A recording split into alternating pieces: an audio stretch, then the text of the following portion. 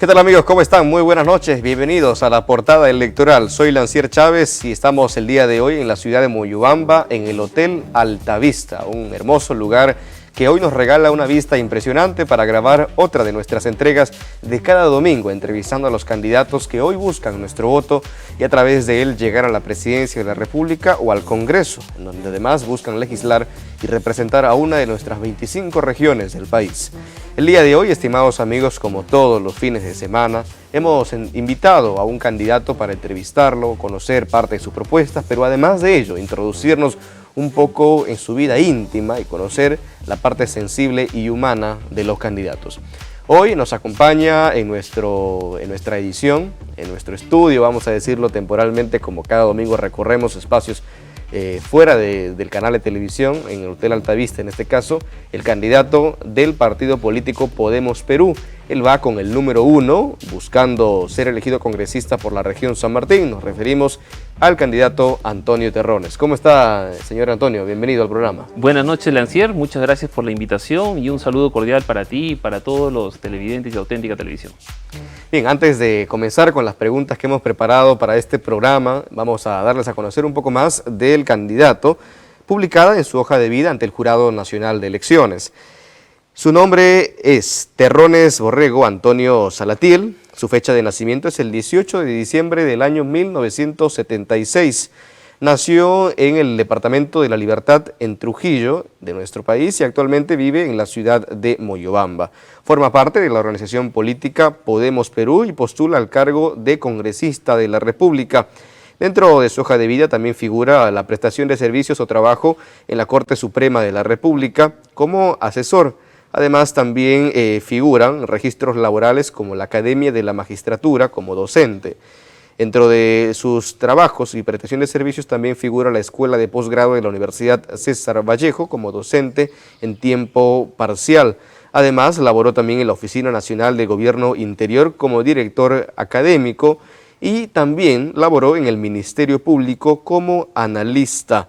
Tiene educación básica regular, cuenta con estudios universitarios, cuenta con estudios secundarios concluidos, también cuenta con bachiller, también cuenta con títulos respectivamente, tiene una declaración de bienes, también de vehículos dentro de su hoja de vida. El día de hoy nos regala una hora para conversar acerca de sus propuestas y parte de su vida íntima. ¿Es correcta la biografía, candidato? Sí, de manera bastante formal y fría. Pero resumida, ¿no? Resumida. Muy bien, vamos entonces a descascarar esta hoja de vida y a introducirnos un poco más. ¿Quién es Antonio Terrones para la población y por qué busca ser congresista en estos tiempos tan complicados para el país? Bueno, yo soy en realidad hijo de una profesora y todos los que son hijos de profesores me han de comprender. Hemos tenido la vida, la perspectiva desde la clase media y hemos además heredado un poco el amor por el estudio, ¿no? En mi caso se hizo fehaciente porque terminé estudiando pues, ciencias de la comunicación, filosofía, derecho, hice una maestría en docencia universitaria, hice un par de especializaciones más, pero el tema es que siempre nos hemos mantenido al margen de la política por cuestiones de que uno tiene pues, la vida ya hecha, tranquila, ¿no? Siempre te dicen no te metas en política, vives más tranquilo así.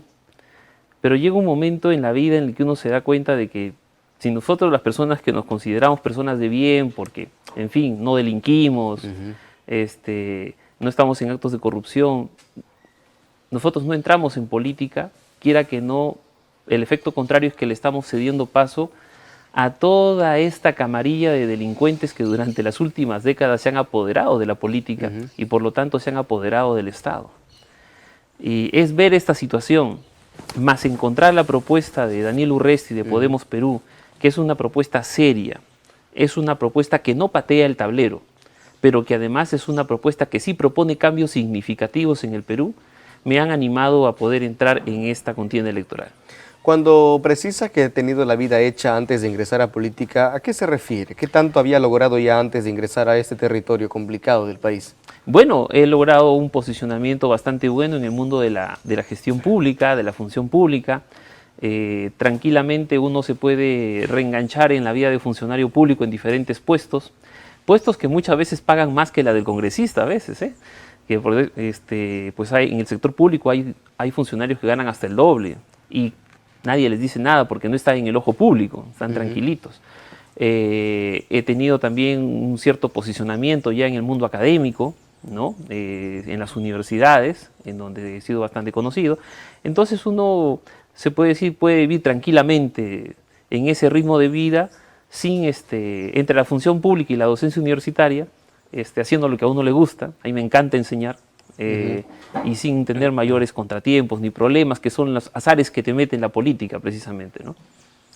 Dentro de este camino para enseñar, me imagino que en algún momento le ha tocado aprender. Así es. ¿Cuál ha sido el proceso de aprendizaje dentro de las 3 carreras que me ha mencionado precisamente en interno que usted tiene?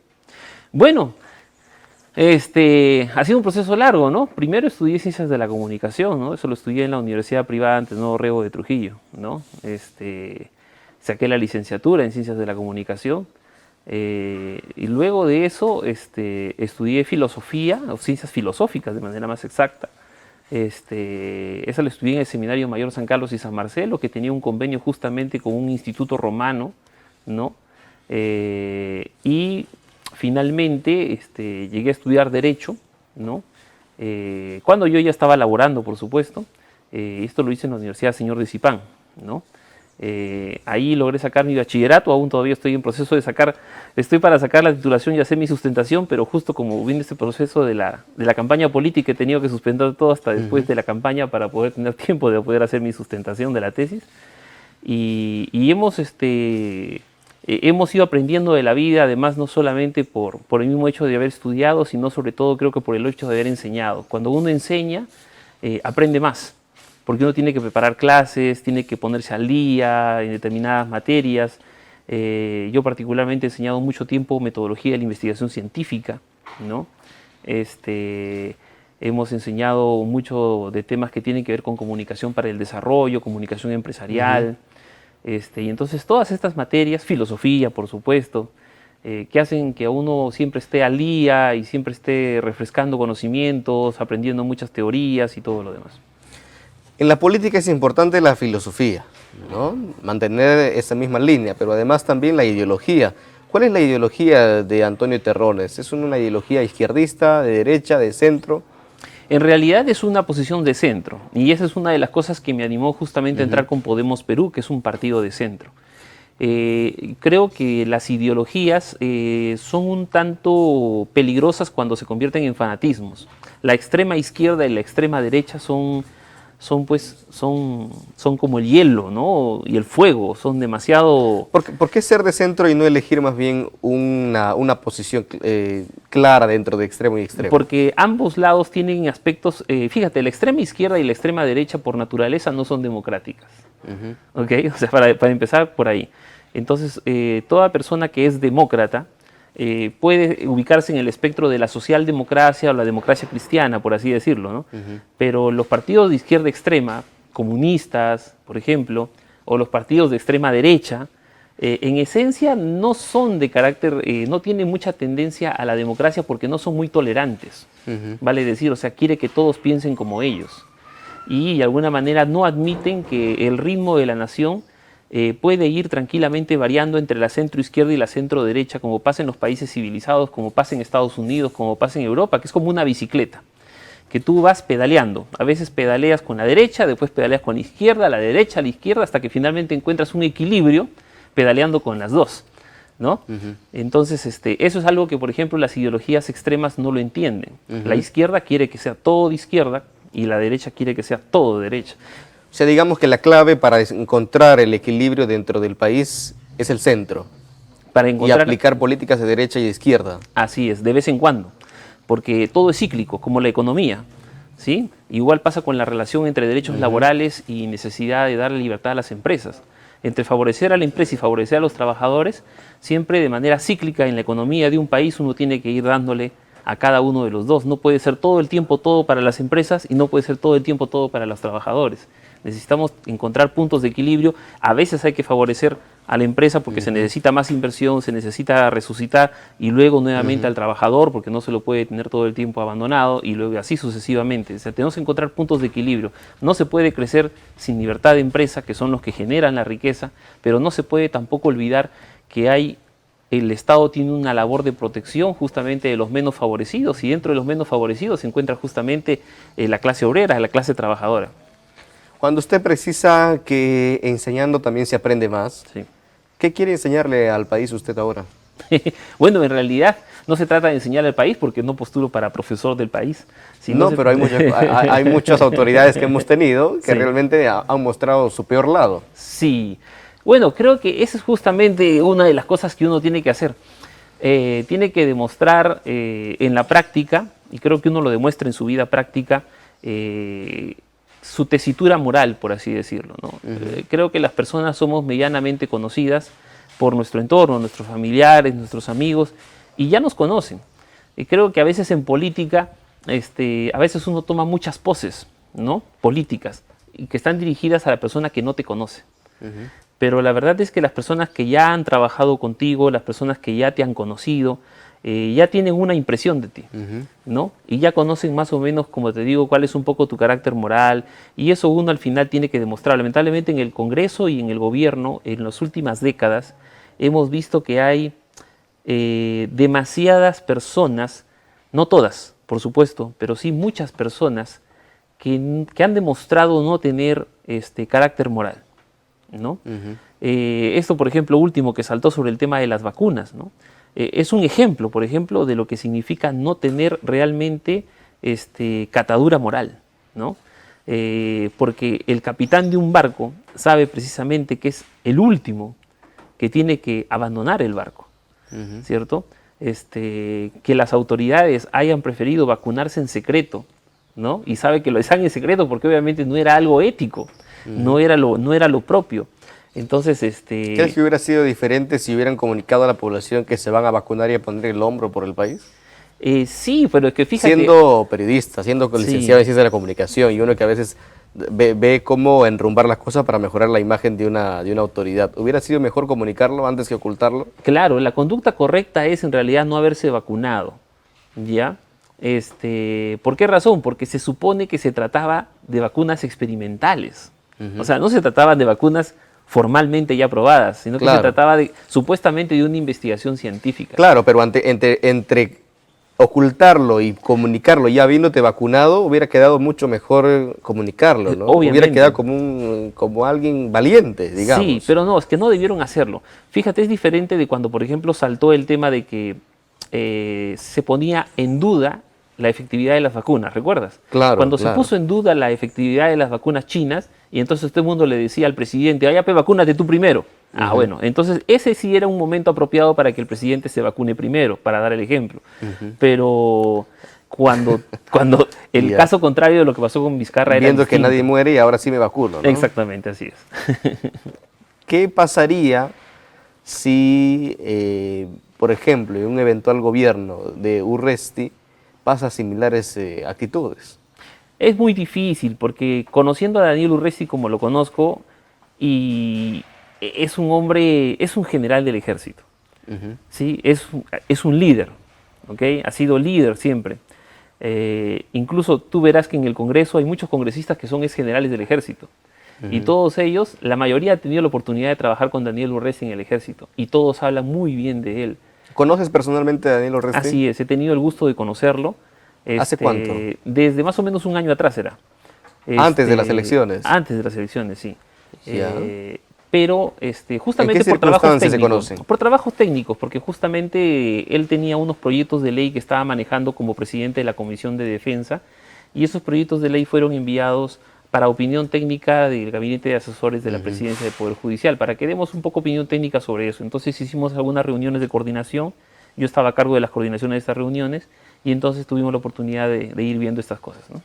¿Y cómo surge la invitación a Podemos Perú? Eso surge en noviembre más o menos del año pasado, ¿no? Cuando me invita, no solamente él, sino también la primera vicepresidenta, María Teresa Cabrera, el personero legal, digamos, me hacen la invitación para participar de estas elecciones. Yo al principio la verdad es que tenía mis dudas, ¿no? Y conociendo cómo se maneja la política en el Perú, ¿no? ¿Y qué te anima? ¿Qué te anima? ¿Quién te impulsa? ¿Fue algo o alguien? Como te digo, en realidad fue todo digamos, esta invitación y esta insistencia múltiple, ¿no? Porque, digamos, no fue solamente uno. Pero tuvo que haber habido alguien también, ¿no? Claro, justamente ellos. O sea, estamos hablando de Daniel, estamos hablando de María Teresa, estamos hablando de la Luis familia Alejandro. de Terrones. Bueno, yo lo consulté obviamente con mi esposa, que era lo propio, lo más importante y primordial. Y luego de haberlo analizado, vimos que era una obligación moral. En realidad entrar en política ya se trata de una obligación moral. Como te digo, más tranquilos está lejos de la política. Pero era necesario, porque tenemos que dar nuestro granito de arena para tratar de levantar esta patria que lamentablemente hoy por hoy está en manos de gente que no la quiere, de manos de gente que solamente ha entrado para lucrar. Entonces, encontrar justamente personas como Daniel, que son personas honradas, que son personas, porque a Daniel le pueden decir de todo, pero a nadie se le ocurrió decir que es un corrupto, ¿okay? Daniel es una persona honrada, es una persona con firmeza, con carácter. Y encontrar un grupo de gente, de profesionales como Carlos Anderson, que es el jefe del plan de gobierno, ¿no? La doctora María Teresa Cabrera, Cecilia García, que son un conjunto de gente que ha demostrado en la práctica que son personas de bien, que son personas que luchan por el pueblo. Entonces, de verdad que sí, te anima, ¿no? Te anima todo ese conjunto de cosas y finalmente a poner el hombro por construir, por tratar de reconstruir nuestra patria. ¿Cómo se financia la campaña de Podemos Perú? Bueno, básicamente con los fondos del Estado y algunas otras organizaciones Pero eso es bien privadas. Poco para hacer una campaña presidencial, poco, ¿no? Es muy poco. Por eso tú verás que nuestra campaña... ¿1 millón y cuánto? 1 millón y pico. La verdad no recuerdo el monto porque yo no lo manejo, ¿no? No, pero eso es bastante poco, ¿no? Sí, de hecho, es un tema que nuestra campaña en general de Podemos Perú es bastante austera, si tú te das cuenta, en comparación con otras agrupaciones políticas. Y es que nosotros no tenemos compromisos con este grupo empresarial que maneja el Perú. Sabes que el Perú hay una élite de empresas que manejan empresas de construcción, bancas, seguros, AFPs y medios de comunicación masiva, que son los que prácticamente ponen y sacan presidentes. Ellos financian a sus principales candidatos favoritos para que ganen la presidencia de la República, financian a 2 o 3. Y esos 2 o 3 tiene que salir uno el que gane, porque de esa manera ellos se aseguran de tener el control del Ejecutivo. Y esa es la razón por la que en las últimas décadas nuestro país ha estado secuestrado por este grupo empresarial que lo que ha hecho justamente es que todo nuestro presupuesto esté desviado en atención y en lugar de darle la atención a los sectores prioritarios que son la salud, la educación, la seguridad y la agricultura, durante años nuestros recursos se han desviado a construcción de megaobras, ¿sí? Elefantes blancos, que no le sirven para nada a la población, pero que sí drenan muy bien nuestros recursos y solamente sirven para caldo de cultivo de corrupción. Y son obras que no terminan en un gobierno, que pasan de un gobierno a otro, de adenda tras adenda, cada una con sus respectivas comisiones, como te digo, que genera todo un circuito de corrupción de alto nivel, que es el que finalmente nos está dejando sin recursos para las cosas que sí son importantes, y el poblador lo siente. Cuando Urresti era ministro del Interior en la gestión de Ollanta Humala, se le veía pues salir muy seguido en la televisión, ¿no? A nivel nacional. Era el ministro favorito, digámoslo así, de la prensa. Así es. ¿Y eso pasaba porque Ollanta fue financiado por la prensa de Lima? Eso pasaba porque era ministro del Interior, caía muy bien a la gente, vendía mucho, tenía muchos titulares, a la gente le gustaba verlo, a los medios de comunicación le gusta tener rating, y porque, sí, es verdad, pues, ¿no? A los medios de comunicación le gusta tener rating, pero lo más importante, Daniel Urresti no representaba una amenaza para ellos. ¿Estamos? O sea, en ese momento Daniel Urresti era visto como la amenaza contra la delincuencia nada más, pero no representaba una amenaza para este oligopolio que maneja los medios de comunicación. Ahora, cuando ya entró en política, la cosa cambia. ¿Sí? Y de hecho lo ha demostrado el partido Podemos Perú y Daniel Urresti. O sea, ahora nadie lo quiere a Urresti como presidente. Ahora este oligopolio no lo quiere. ¿sí? No es que nadie lo quiera. Este oligopolio dentro de ese grupo, exacto. Dentro de ese grupo no lo quieren. ¿Por qué? Porque ya lo ha demostrado al sacar leyes como, por ejemplo, ley contra la usura bancaria. ¡Auch! Duele, ya estás afectando. Ley de devolución de las AFP. ¡Auch! Duele, estás afectando. ¿Te das cuenta? Entonces, son estas cosas que han hecho que obviamente este grupo empresarial que maneja nuestro país no quiera a Daniel Urresti, trata de empujarlo en las encuestas hacia el fondo. Fíjate que en esta época... Es posible dentro de todo ese tiempo globalizado que un presidente gobierne pateando el tablero contra los medios de comunicación, contra los sectores de, por decirlo como usted lo dice, de poder, como los grupos empresariales que siempre han financiado y que ponen candidatos.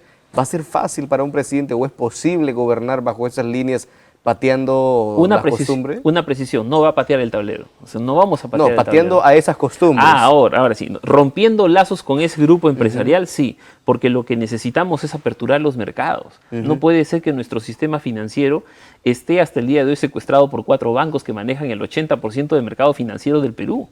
¿No? Necesitamos abrir las puertas porque hay barreras de entrada que no permiten que empresas internacionales, bancos de otros países vengan a competir. Necesitamos quitar esas barreras de entrada y abrir para que venga más inversión, haya más competencia, y al haber más competencia vas a ver tú incluso cómo comienzan a bajar las tasas de interés y comienza a haber más apertura.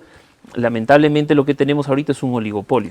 Urresti ha ofrecido la liberación total de los aportes, ¿no?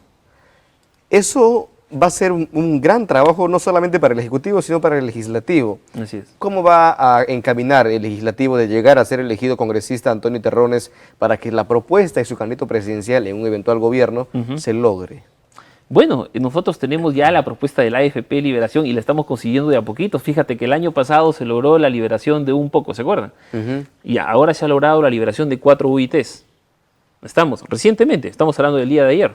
Claro. Sí, más o menos. Pero, ¿cuál es el camino para liberar todo? Ya, como lo que pasa es propuesto que en realidad, Urresti. cuando decimos todo, nos referimos al 95.4%, que es más o menos porque siempre tiene que quedar un poco que es para los seguros. Claro. ¿No? La persona no puede quedar, ¿cómo se dice? A la deriva. A la deriva sin tener un seguro. Entonces, pero sí tiene que existir la libre desafiliación y la posibilidad de poder retirar tu dinero cuando tú no tienes justamente, como ahorita se ha dicho, 5 años o menos tiempo de trabajo. Fíjate que este es un país que tiene más del 70% de su economía informal. Los trabajadores formales, que son los que tienen AFP, lamentablemente no todos pueden tener una estabilidad laboral a lo largo de 20, 25 años. ¿Sí? Muchos trabajadores aportan a la AFP 2, 3 años y luego pasan por 2, 3 años sin AFP y otra vez 2, 3 años y así sucesivamente. Entonces, primero, se está con el sistema actual de AFPs, se está violando el principio de libertad. ¿Ya? ¿Por qué? Porque tú no puedes desafiliarte libremente, tú no puedes sacar tu dinero libremente, sino que tienes que esperar. Señor, tiene que esperar usted a que cumpla sus 60, 65 años. Señor, usted no puede hacer eso porque nos están agarrando con camisa de fuerzas cuando son tus aportes. Es tu dinero. En otros países los sistemas previsionales son de diferentes categorías, tanto los estatales como los privados y los mixtos, pero en todos ellos hay libertad. Y la libertad es el principio por el que toda la humanidad siempre ha luchado. En ese sentido sería más lógico que aportemos nada más para los seguros y que el resto vaya al banco.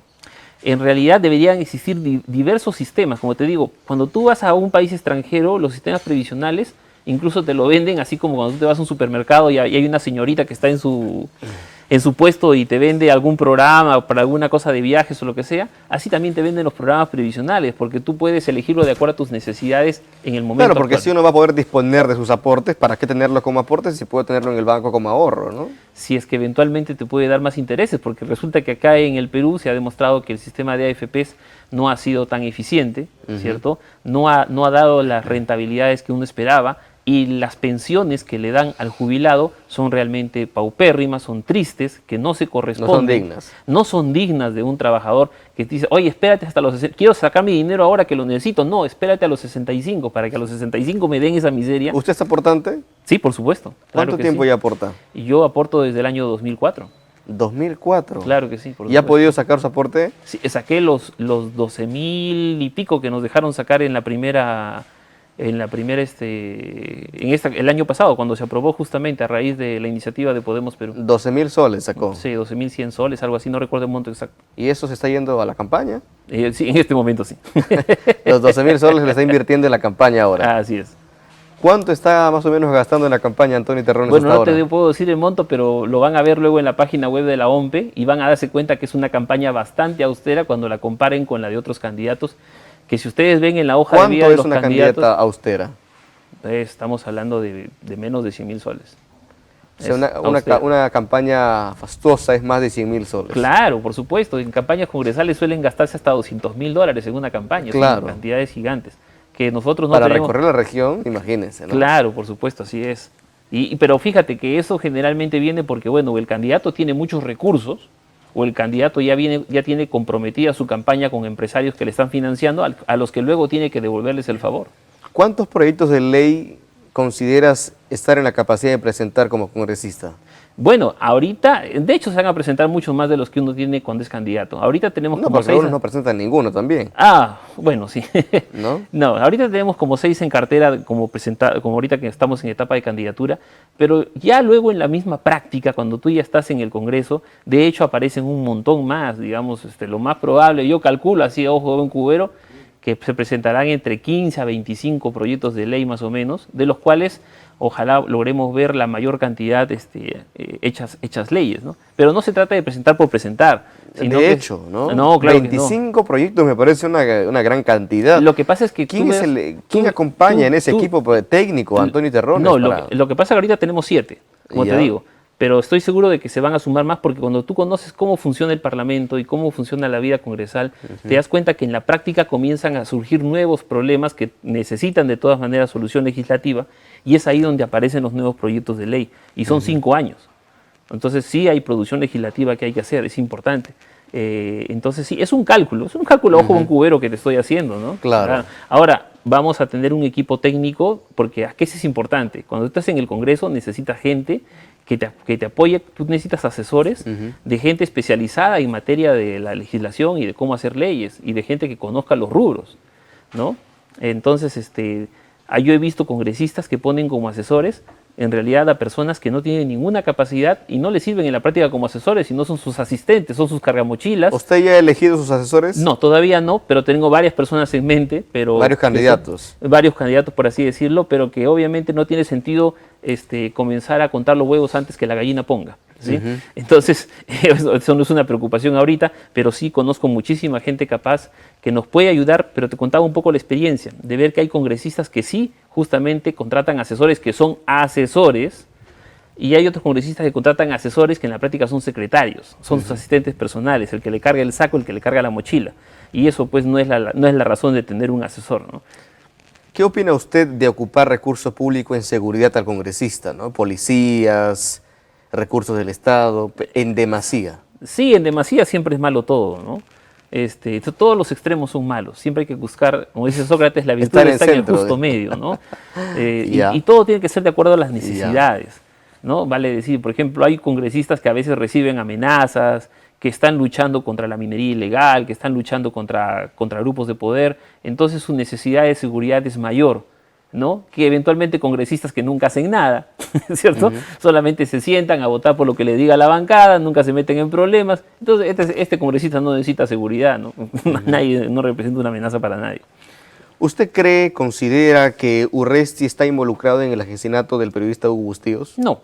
No, porque he tenido la oportunidad de ver el caso judicial, por así decirlo, y las personas que conocen de derecho y han visto un poquito el caso se dan cuenta que en realidad no tiene ningún fundamento. Se trata de un bluff mediático completamente armado. Fíjate que es un caso de los años 80. Un caso de los años 80 en el que ya se encontró quiénes fueron los responsables. Fueron un capitán y un mayor del ejército, los cuales tenían mando de tropa. A Daniel Urresti y a otros oficiales más se los investigó y se les archivó el caso. Pero a este capitán y a este mayor se los identificó, al mayor como autor intelectual y al capitán como autor material del asesinato. Estos dos fueron condenados, estuvieron en cárcel y a los 15 años los dejaron salir y ya cumplieron su condena, por así decirlo. Sin embargo, cuando Daniel Urresti entra en política, ese caso todavía no encuentra justicia. No, hay que volver. Entonces resucitan el caso y vuelven a investigar a Daniel y a Daniel lo acusan, pero Daniel sale declarado inocente en primera y en segunda instancia por unanimidad. ¿Ok? Sin embargo, otra vez, él insiste, ahora quiere lanzarse a la presidencia de la República y, casualidad, el juicio hay que declararlo nulo. ¿no? ¿Y quién lo declara? Un juez caviar, que es de ideologías contrarias. Muy bien. Entonces hay que volver a foja cero. Le recambian ahora la figura. Ya no es el autor del asesinato. No, ahora es autor mediato. O sea, que él lo mandó matar. O sea, y ahora piensa un ratito. Si el autor intelectual fue un mayor que tenía mando de tropa, ¿cómo es que un capitán de inteligencia que no tenía mando de tropa le va a mandar a un mayor que tiene mando de tropa a realizar un asesinato? O sea, mejor dicho, cuando tú ves todas estas aristas te das cuenta que en realidad es, como te digo, un bluff mediático que se hace con la intención de acabar su imagen, ¿sí? Porque en realidad no tiene sustento jurídico. ¿Esa explicación usted la descubrió cuándo? ¿Antes de ser candidato? Sí, en realidad sí, claro que sí, porque tenía que uno estar al tanto de lo que pasa, ¿no? Y conocer la gente con la que trabajas, conocer un poco la vida de los congresistas, y sí, tienes que estar enterado de todo, ¿no? ¿Qué rama del derecho le agrada más? El derecho constitucional. El derecho constitucional. Sí, efectivamente. Aunque en penal también hubiera sido muy bueno, ¿no? Sí, digamos que el derecho penal siempre es apasionante, ¿no? Y de alguna manera siempre casi todos terminan vinculándose con. El derecho penal es muy bonito. Pero el derecho constitucional porque, digamos que a las personas que nos agrada más el tema de la función pública y la política, el derecho constitucional es la parte jurídica de todo esto, ¿no? Cuando se ponga sobre la mesa el cambio de la constitución de nuestro país, ¿cuál es su posición? No es necesario. ¿No es necesario el cambio de la constitución? No, porque tenemos una constitución que permite ser reformada constantemente. O sea, no hay nada en la Constitución, prácticamente casi nada en la Constitución que tú no puedas reformar. ¿Qué reformarías de la Constitución? Mira, por ejemplo, tenemos un balance, tenemos este problema de los contratos ley, ¿no? En los cuales hay muchos contratos que han sido lesivos contra el Estado, que no pueden ser modificados. Y esto se hizo en un contexto en el que el Perú no tenía buena imagen internacional y era difícil traer inversiones del extranjero, ¿sí? Entonces se puso en la Constitución como garantía para que las empresas internacionales dijeran, oye, ya en el Perú, ahora sí, nuestro contrato que firmemos en el Perú va a tener rango constitucional, entonces inamovible. Entonces con eso se logró traer inversión extranjera cuando no teníamos ninguna credibilidad. Pero han pasado muchos años, el Perú ha logrado justamente tener una gran performance en materia de disciplina fiscal, de trabajo, de respeto de los contratos, etcétera, etcétera, y creo que ya es el momento de poder flexibilizar esas cosas. Además, por ejemplo, tenemos el sistema de control de poderes entre el legislativo y el ejecutivo que no se corresponden con un sistema presidencialista como dicen que tenemos nosotros. ¿Ok? Tú sabrás que en el mundo existen varios sistemas de gobierno o regímenes de gobierno, ¿no? El sistema presidencialista, el sistema parlamentarista y el sistema semipresidencialista. Pero en el Perú tenemos un sistema distinto, ninguno de los tres. Le dicen sistema presidencialista atenuado. Y es que en nuestro sistema la figura de la presidencia de la República es una figura muy importante y el control, la preeminencia del poder la tiene justamente el Ejecutivo. Sin embargo, tenemos unas figuras de control legislativo que lo único que hacen es poner en jaque al Ejecutivo cuando no tiene mayoría en el Congreso. Y ese error, por ejemplo, esta figura de tener censura de ministros, votos de confianza al gabinete, que no son propios. La misma vacancia al presidente, ¿no? Que es más fácil que sacar a un alcalde de su puesto. La vacancia presidencial, que sería el equivalente al impeachment que sucede, por ejemplo, en Estados Unidos, sí se puede dar y es perfectamente válido. Lo que está mal es que se haya flexibilizado y utilizado un criterio que se cambió a partir de la Constitución del 79 y se cumplió en la 93, que se llama incapacidad moral. Tú sabes que históricamente se llamaba incapacidad física e incapacidad mental. ¿Okay? Cuando se cambió a incapacidad moral, nadie la ha utilizado, porque era medio efímero, no se sabe, difuso, ¿no? No se sabe qué cosa es. Pero lo que ha pasado con esta última vacancia nos ha demostrado que si no la definimos bien qué cosa es incapacidad moral, se pueden agarrar de cualquier cosa. Pues, no, es que el presidente mintió. Hombre, si mentir es incapacidad moral, hombre, todos vamos a ser incapaces moralmente, porque todo ser humano miente. Entonces, la posibilidad de que vaquen un presidente... O sea, todo ser humano miente. Todo ser humano miente, está demostrado. Ahora, obviamente... ¿En qué miente Antonio Terrones? Como todos los seres humanos, decimos mentiras que decimos normalmente piadosas, entre comillas, en nuestra vida práctica. ¿Cuál es una mentira piadosa? No sé, ¿qué te digo? De repente... Oye, te ves muy bien, ¿no? Cuando en realidad no me gusta tu look, una cosa así. En realidad... Por ejemplo, cuando era enamorado, en tipo de joven, ¿usted mentía de repente cuando le decía buena moza y no era buena moza? No, en ese sentido siempre he sido muy sincero, ¿no? Cuando no me gustaba alguien nunca se lo decía, ¿no? Pero bueno. Como abogado, ¿hay Sí. que mentir para defender al cliente? De eso depende. ¿De Eso qué? depende. Lo que pasa es que la mentira es una categoría moral, no es una categoría jurídica. ¿Ya? Y la mentira moralmente significa es la intención de tergiversar u ocultar en parte la verdad lógica. Es un poquito un poco complicado, pero vale decir. Cuando tú quieres, a veces tú puedes decir verdades mintiendo y a veces puedes mentir diciendo la verdad, por así decirlo. ¿Por qué? Porque una cosa es la verdad lógica, entre las cosas son verdades y son falsedades, ¿ok? Como por ejemplo decirte el gras es azul. Decir que el gras es azul es un error, es una falsedad desde el punto de vista lógico. ¿Estamos? Sin embargo, para que sea una verdad moral o sea una mentira, trata de tu intención, de yo tener la intención de tergiversarlo, ¿no? Como por ejemplo, digamos, tú me dices, oye, ¿para cuándo es la presentación del trabajo? Y yo te quiero fastidiar. Y te digo, no te preocupes, es para la próxima semana. Cuando en realidad yo sé que es para esta semana. En campaña, ¿hay mentiras piadosas? No, tal vez sí, tal vez algunos que consideren que es mejor decir mentiras, pero yo creo que eso no es correcto. Por ejemplo, lo que está pasando ahorita con varios candidatos presidenciales que han presentado planes de gobierno, ¿no? Y decían, no, sí, es nuestro plan de gobierno. Sí. Y ahora cuando ya se han dado cuenta que su plan de gobierno tiene falencias, que su plan de gobierno no tiene muchas cosas que están diciendo, dicen, no, en realidad lo que hemos presentado es un lineamiento general. ¿Pero qué es más ¿no? malo? Entonces, ¿Es más malo mentir o que nos descubran? Claro, al final en política lo que te termina hundiendo es que te descubran, ¿no? Pero el problema empieza porque empezaste mintiendo. O sea, no tenías necesidad de mentir. Así sea piadosamente. Claro, que por ejemplo hay cosas como por ejemplo del plan de gobierno que te decía, ¿no? O sea, creo que es más fácil decirle a la población, ¿sabes qué? Nuestro plan de gobierno está en construcción, ¿no? Pero con eso no vamos a ganar, pues. Sí, pues, pero entonces eso significa que no tienen, pues, lamentablemente un buen equipo para armar un plan de gobierno. Un político postula para ganar. Ahí está la mentira piadosa. Diciendo pues. esa verdad, no vas a ganar. Entonces, Ahí está sí hay mentiras piadosas en campaña. Ahí está la mentira piadosa, pero no debieron hacerlo, pues. Pero bueno, es inevitable cuando el candidato quiere ganar, ¿no? Sí, pues, tal vez. ¿Quién conforma ese núcleo familiar de Antonio Terrones? Bueno, mi esposa, mi hijo, ¿no? Luego está pues mi madre, mis hermanos, mis suegros, mis cuñadas, son básicamente quienes conforman mi núcleo familiar. ¿Esa familia vive aquí en San Martín? Sí, sí. ¿Cuánto tiempo están instalados en San Martín? Yo desde el año 2004. ¿Qué te trae a San Martín? El trabajo. Me vine a trabajar acá, vine como docente universitario, justamente. ¿Y y estuve enseñando acá hasta el año 2018 ¿En la César Vallejo? Sí, en la Universidad de César Vallejo, efectivamente. Pero también dicté en otras universidades, ¿no? ¿Ya?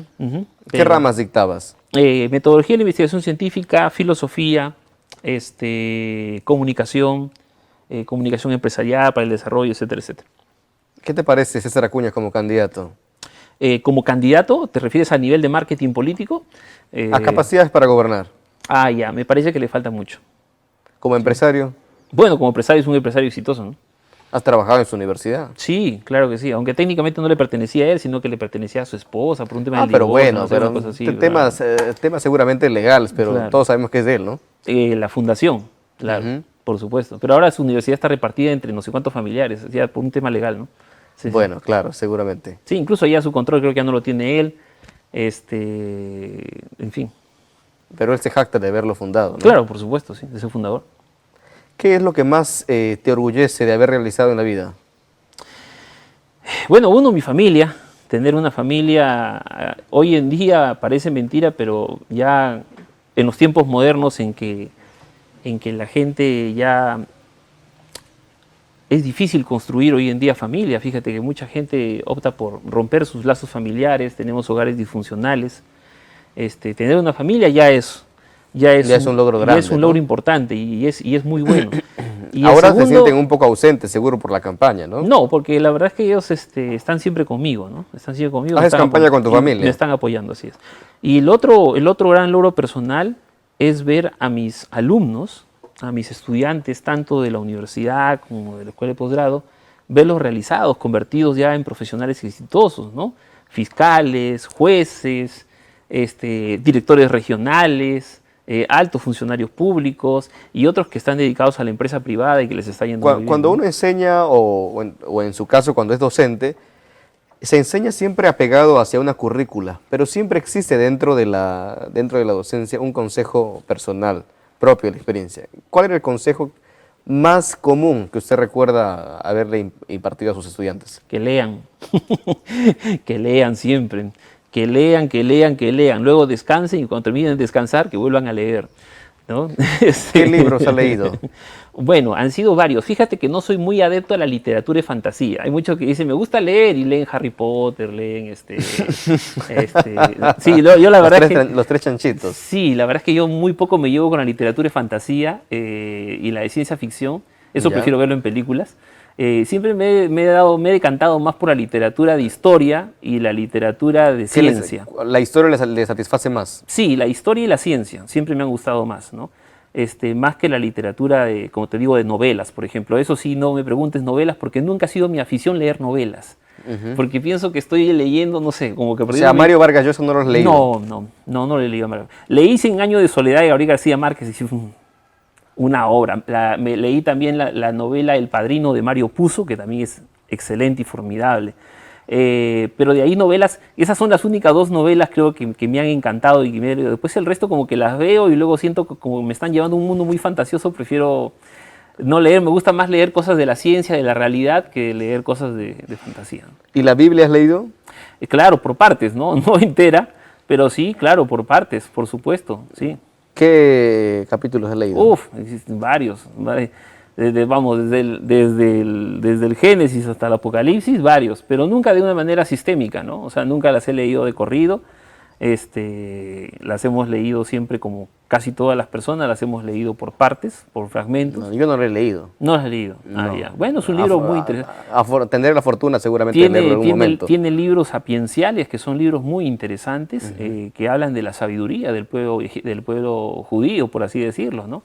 Después hay libros históricos, ¿no? ¿Para ser un gran político es necesario leer la Biblia? Para ser un gran ¿Hay político, política en la Biblia? Creo que sí. De hecho, sí. Esa parte no la has leído todavía. Ah, sí, hay. No has llegado a esa Sí parte. hay. Lo que pasa es que, mira, por ejemplo, hay muchos elementos en la Biblia que han sido adecuados cuando han sido escritos, y han sido escritos justamente producto de la política, ¿no?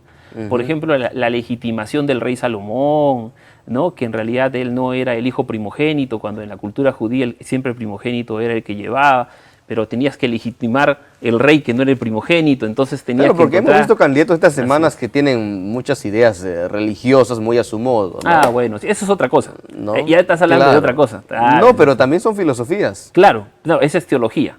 Bueno, Hay que también. diferenciar la filosofía con la teología, claro. Claro, pero son creencias en tal caso. Ah, eso sí. La No. teología, Usted es católico. al igual que sí, yo soy católico, la teología, al igual que la ideología política, como se dice, esa se estudia de rodillas, ¿no? O sea, esa la aceptas a pie juntillas. En la filosofía no. En la filosofía tú aprendes a pensar este pensamiento y luego ponerte en el lado contrario. Tienes que mover tu Pero cerebro. usted no se enamoraría de la moverte. Virgen María, ¿Cómo así? En ese así sentido? como Rafael López Aliaga. Ah, bueno, es que esas son opciones personales de cada uno, ¿no? O sea, yo no me puedo meter con porque existe libertad de religión. Y yo respeto muchísimo eso y creo que cada uno tiene derecho a desarrollarse religiosamente como desee, ¿no? Evangélicos, católicos, adventistas, mormones, todos tienen derecho a vivir su religiosidad y además tienen derecho, fíjate, esto es muy importante, tienen derecho a educar a sus hijos en los valores que ellos consideran que son los correctos. Por ejemplo, acá yo tengo mi óbice a la ideología de género, que el Estado quiere que todos, por igual, ¿cierto?, piensen lo mismo, quitándole la libertad al padre de poder elegir eventualmente cómo educar a sus hijos como ellos deseen. Aunque, o sea, vale decir, es que nosotros no podemos interferir en esa libertad que tiene el ¿A padre. qué de edad familia. considera usted que la educación sexual debería darse en las escuelas? Bueno, eso es la educación sexual en realidad empieza desde que tú eres niño. Creo que todos nosotros que somos padres, o al menos los padres modernos, ¿no? Tal vez en la antigüedad era diferente. O que hemos pero- sido niños todos. Claro, pero al menos nosotros en nuestros hogares, a nuestros hijos, en el caso mío, a mi hijo, hemos hablado de sexualidad desde que era pequeñito, ¿no? Desde el momento que tú le comienzas a decir a un niño qué diferencia a un niño de una niña, ¿cierto? Ya estás hablando de sexualidad. Entonces, uno no puede dejar de hablar de eso. Y eso ya depende el Estado ha promovido en algún momento la ideología, ¿no? De género en las escuelas. Mucho se ha debatido, han salido grupos, Sí. gremios a defender, también con mis hijos no te metas, Sí. etcétera, etcétera. Sí. ¿Usted qué cambiaría en la educación sexual en las escuelas? Hay muchísimas cosas. Fíjate, el tema de la educación sexual no es el problema. El problema no es la educación sexual. Aquí viene el error. El problema de la ideología de género no pasa por la educación sexual. Eso está muy bien, que sean educados los niños en sexualidad.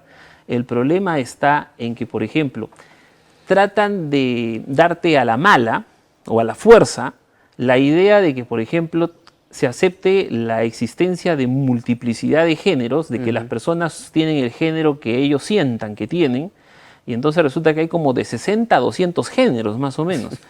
Sí, la verdad, ¿no? Existe de 60 a 200 géneros hoy en día en la categoría. Por eso que al principio eran LGTB, LGTBIQ, ahora son... Todo el abecedario. De todo el abecedario. Entonces, al final quedaron con Q para decir Q y todo lo demás, ¿no? Todo lo que quieran. Entonces, ¿usted está en contra de eso? Estoy en contra no de la existencia de los homosexuales, obviamente, ¿no? Sino estamos en contra de la ideología de género que sea implantada en el sistema escolar como una enseñanza obligatoria para todos los niños, quitándole a los padres la autoridad sobre decidir qué tipo de formación quieren respecto de sus hijos. A eso me refiero. ¿Y qué pasa con los padres ausentes en casa? Ese es un problema de disfuncionalidad de hogar nuevamente que te digo. Fíjate que muchos de los problemas empiezan ¿Y quién les va a justamente... enseñar a esos niños? No, es que los niños, pero discúlpame, todo niño tiene padres, y si no tiene padre tiene tutores.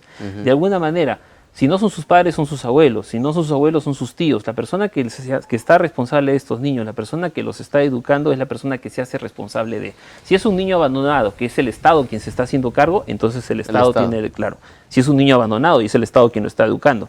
Pero si es un niño que está siendo educado por su familia, es la familia la que tiene el derecho. Es natural, eso es un derecho que existe en todas partes del mundo. El país, o al menos las autoridades que nos han gobernado en el Congreso, en la presidencia, no han estado en la capacidad todavía de una vez solucionar este problema. ¿Cómo lo haría Antonio Terrones? ¿Qué problema? El tema de la ideología, la educación, Es que ese de implantar estos conocimientos a los jóvenes. Pero ¿cuál es el problema? No entiendo la pregunta. Bueno, del que estamos hablando, ¿no? ¿Cómo haría Antonio Terrones, Urresti en tal caso de ser presidente, para solucionar el grave problema de que el gobierno quiere implementar en los niños, en las escuelas, estos conocimientos que los padres deberían hacerlo, como usted refiere? No solamente que los padres no es que deban hacerlo, sino que deben elegirlo. El tema es que actualmente estamos gobernados por una ideología caviar.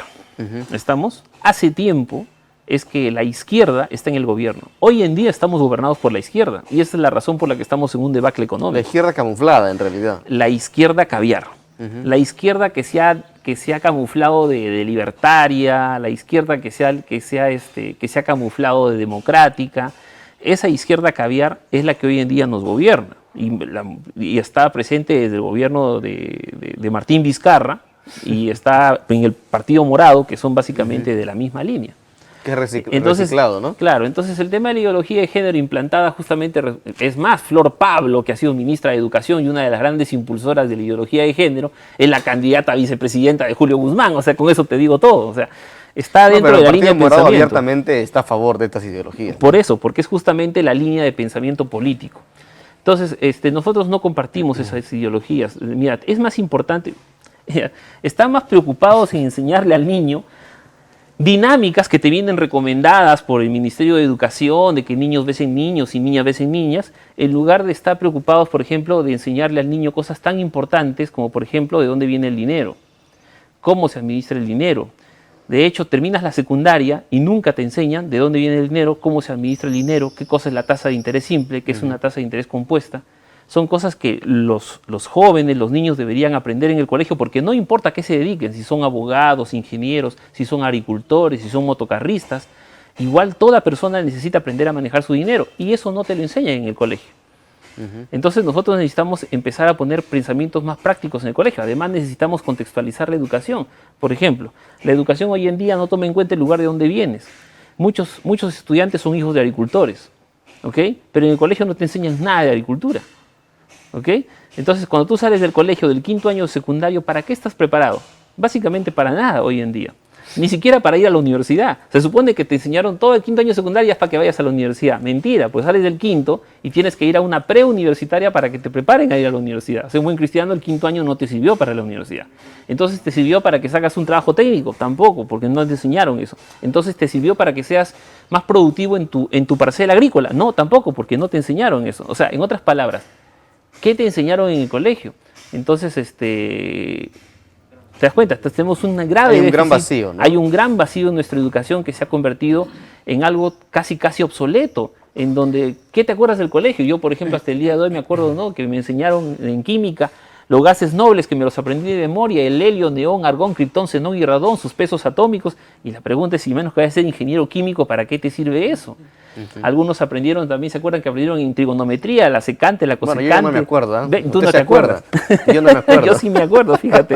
Y son cosas que a menos que vayas a ser ingeniero no la vas a utilizar nunca más. Y sin embargo, la economía la tuve que aprender de viejo, cuando ya era profesional, porque en el colegio nunca me la enseñaron. ¿Te das cuenta? Imagínense, ¿no? Y es un problema, y por eso muchos jóvenes se trancan, ¿no?, el deseo de querer estudiar. Así es. La universidad o el superior. Y lo que es peor, nuestra población sale al mercado laboral sin saber nada de economía, y cuando va a aprender recién estas cosas, las va a aprender cuando ya está endeudado. Cuando ya está endeudado hasta el tuétano, recién sabe cómo funciona la economía, cómo funciona la tasa de interés, etcétera, etcétera, qué es lo que debe hacer, no debe hacer. Realmente es un problema en educación, y además falta inversión en infraestructura, ¿no? Y, por ejemplo, ahora que estamos en pandemia, hemos encontrado una gran debilidad, y es el tema del Internet, la globalización. La educación ahorita no está llegando a todos los rincones del país. Así es. Precisamente. Justamente tenemos una brecha de conectividad muy fuerte, que involucra la telefonía celular, que involucra el cable y que involucra el Internet. Y necesitamos obviamente cerrar esa brecha. Para eso el Estado tiene que hacer lo que sea. Si es necesario comprar un satélite para que llegue a cada rincón del país, hay que hacerlo. Porque hoy en día hay países del mundo en donde el acceso a Internet es considerado hoy en día un derecho humano. Imagínate. ¿Ok? Entonces, estamos así como el agua, ¿no? Claro, el acceso al agua. Y también en el Perú no tenemos acceso al agua todos, ¿no? Y como veíamos acá mismo en la ciudad de Moyobamba, por ejemplo, horas, nos cortan, ¿no?, el agua, ¿no? Por horas. Entonces, imagínate, en otros lugares hay caseríos donde no hay agua, no hay desagüe. En la misma capital del país, en Lima, en Los Cerros. Exactamente. O sea, estamos viviendo en condiciones que no son dignas de un país como el nuestro. El Perú es un país que está catalogado internacionalmente como un país de ingresos medios altos, lo que significa que nosotros debiéramos tener un nivel de vida parecido al de Costa Rica o al de Chile. Y sin embargo, nuestro nivel de vida es parecido al del África subsahariana. Y es por eso que la gente piensa que nosotros somos un país pobre. Pero el Perú no es un país pobre. El Perú está viviendo como pobre por causa de la corrupción y la ineficiencia del Estado. ¿Cómo acabar con este mal endémico de la corrupción? Muchos candidatos han propuesto muerte civil, otros pena de muerte, otros cadena perpetua, otros han prometido devolverle a la Contraloría poder sancionador. ¿Cuál es la propuesta de Antonio Terrones? Todas están muy bien. El tema es que la corrupción es un problema sistémico. O sea, la corrupción no es un problema de la moralidad de uno o dos funcionarios. La corrupción, más allá del problema moral que lo causa, está en que el sistema que tenemos ahorita favorece la corrupción. ¿Estamos? ¿Cómo cambiamos el sistema? Muy bien. Ahí está, cambiando justamente los mecanismos con que trabaja el sector público. Hay varias cosas que hay que hacer. Por ejemplo, primero, de manera urgente, en el plan de gobierno de Podemos Perú, está el tema de sacar los recursos de los ministerios que hasta ahorita son los dueños, amos y señores de esa plata. La mayor parte, el 70-75% de la inversión pública en el país está en manos de dos ministerios, el de Transportes y Comunicaciones y el de Vivienda. ¿Ok? Y al interior de estos ministerios hay una mafia enquistada, ¿sí?, a nivel meso, a nivel mediano. No estoy hablando de los altos funcionarios, sino estoy hablando a nivel mediano, que nosotros necesitamos quitarlo de raíz. Es por eso que, además, el problema de la eficiencia en la elaboración de expedientes y todo eso ha generado que nosotros tengamos la propuesta de crear un Ministerio de Infraestructura y Obra Pública.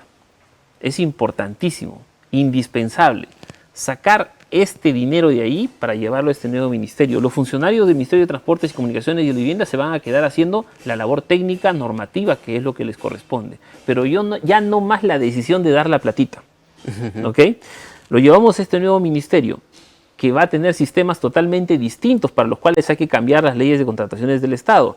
Y además hay que tener a la Contraloría General de la República de manera concomitante, con control concurrente. ¿Estamos?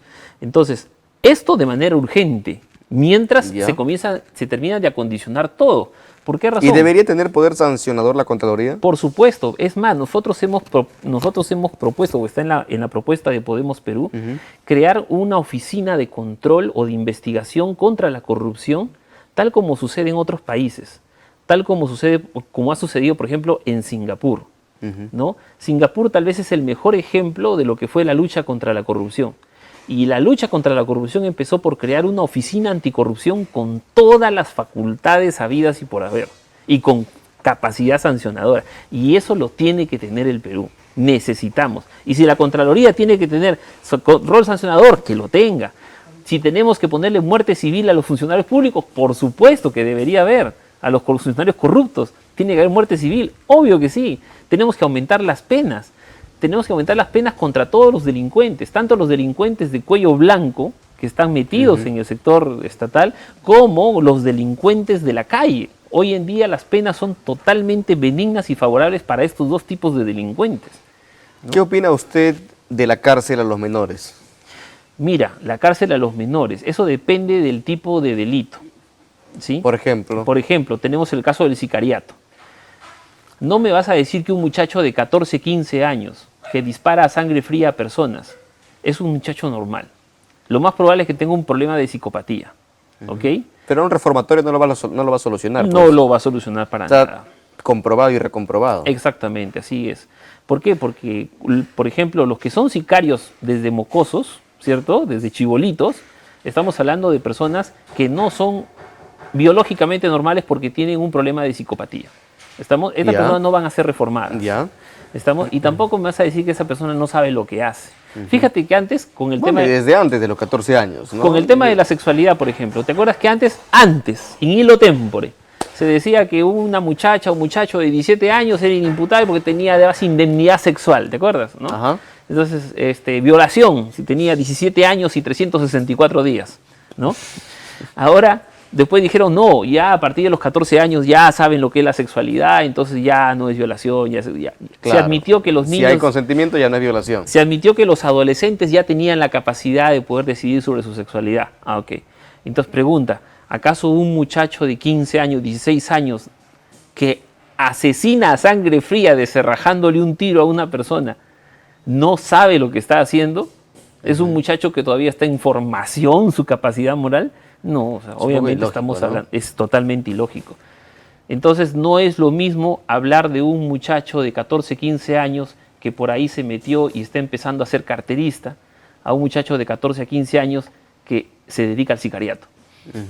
Entonces obviamente los tratamientos tienen que ser también distintos. Hay detalles dentro de la aplicación de la ley, que algunos son delitos y otros son infracciones. Así es. Por ejemplo, que porque me robé un celular no voy a la cárcel, ¿no? Porque es una infracción.